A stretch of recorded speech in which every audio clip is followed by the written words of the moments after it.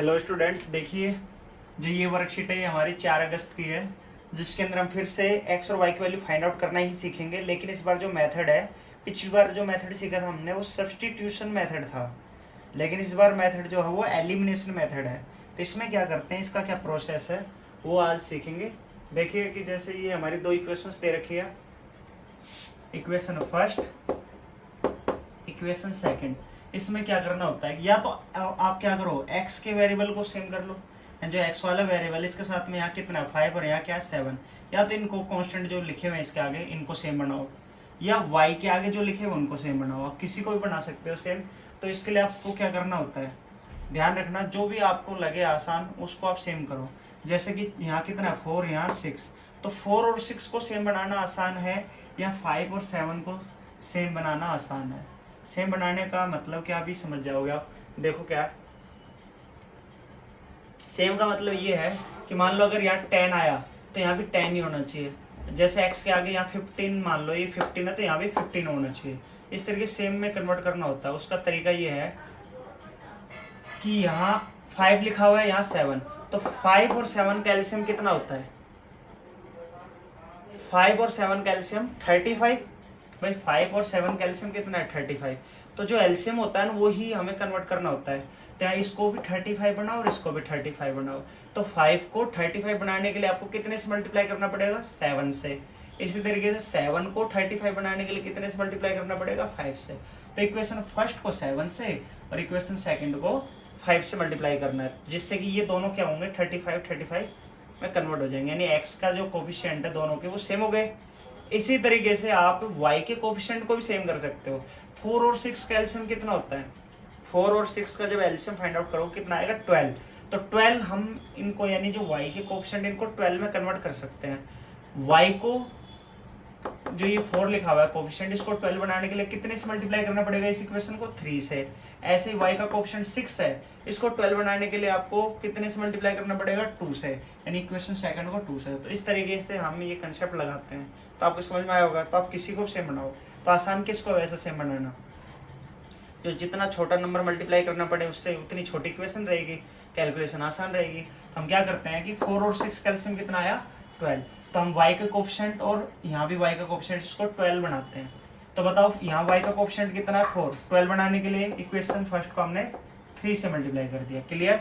12 क्यों बना रहे, क्योंकि इन दोनों का एलसीएम कितना है 12। ऐसे इसको 12 बनाने के लिए इक्वेशन सेकंड को हमने 2 से मल्टीप्लाई कर दिया। क्लियर है। अगर x को सेम बनाना होता तो इसको 7 से मल्टीप्लाई करते रहे, इसको 5 से, ताकि 35 बन जाए। क्लियर। अब देखो 3 से अगर इसको मल्टीप्लाई करेंगे तो ये 5 तो हो जाएगा 15x, और 3 को 4 से मल्टीप्लाई किया तो 12y, इक्वल टू में 8 को 3 से मल्टीप्लाई किया तो 24। इसी तरीके से 2 से 7 को मल्टीप्लाई करेंगे तो 14x, 2 को 6 से मल्टीप्लाई करेंगे 12y, और 9 को 2 से मल्टीप्लाई करेंगे 18। तो देख रहे हो y के जो कोफिशिएंट है वो दोनों 12 हो गए हैं। तो एलिमिनेशन मेथड में यही काम करना होता है, या तो x के कोफिशिएंट को सेम करो या y के कोफिशिएंट को। और सेम करने का तरीका वही है कि इनके बीच में एलसीएम देख लिया करो, जितना एलसीएम होता है ना उतने नंबर में कन्वर्ट कर दो। यहाँ एलसीएम 4 और 6 का 12 आ रहा था, इसलिए हमने 12 में कन्वर्ट कर दिया इसको। ऐसे करके अगर x के कोफिशिएंट को हमें सेम करना होता तो 5 और 7 का एलसीएम कितना आया था 35, तो हमें इसको भी 35 में कन्वर्ट करना होता है, इसको भी। उसके लिए कितने से मल्टीप्लाई करना वो आप देख सकते थे। अब यहाँ अगला स्टेप ये होगा, पहला स्टेप। इसके बाद में अगला स्टेप ये है कि जो हमने सेम किया है ना उसके साइन देखो आप, जो हमने सेम किया है उसके साइन। तो यहाँ देखो, यहाँ साइन क्या है प्लस, यहाँ भी साइन क्या है प्लस। तो आपको पता है कि दोनों ही प्लस हैं, तो ये सब्ट्रैक्ट हो नहीं सकते। तो सब्ट्रैक्ट हो नहीं सकते हैं तो हमें क्या करना होता है, साइन चेंज बाय सब्ट्रैक्टिंग। क्योंकि एलिमिनेशन मेथड में दो चीजें होती हैं, या तो ऐड करना होता है इक्वेशन को बाय सब्ट्रैक्टिंग।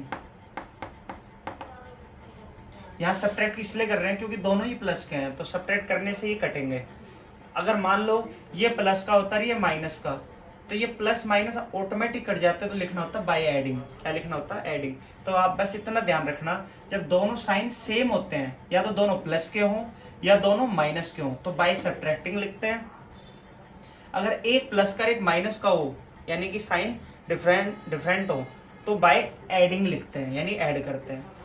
क्लियर है चीज। सेकंड थिंग, जब बाय सब्ट्रैक्टिंग लिखते हैं तो नीचे वाली जो इक्वेशन होती है उसके साइन बदल जाते हैं, यानी कि जो प्लस का वो माइनस और जो माइनस है वो प्लस का।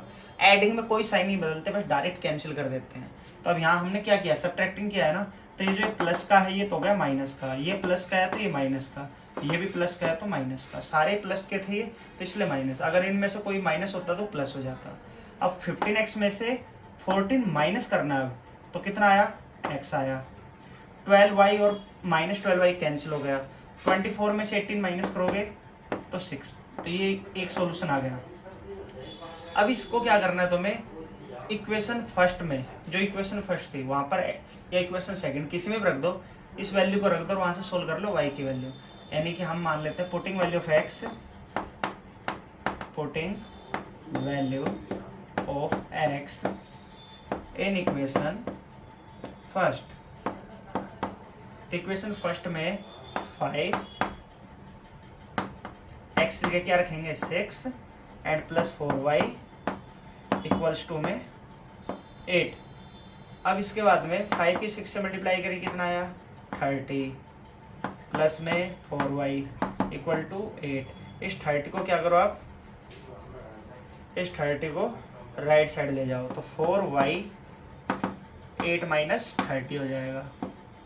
तो 4y 8 में से 30 माइनस कर दिए तो कितने आए 22, वो भी माइनस के। तो y इक्वल टू में माइनस 22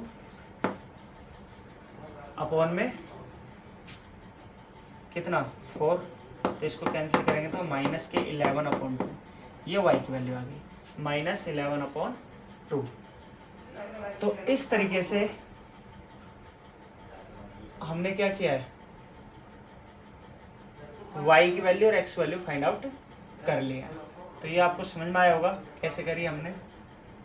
तो आप x और y की वैल्यू इस मेथड से, यानी एलिमिनेशन मेथड से भी फाइंड आउट कर सकते हो इस तरीके से। तो ये क्वेश्चन आपको मैं करने के लिए दे रहा हूँ, जो आप मुझे करके कमेंट बॉक्स में उसका आंसर बताओगे।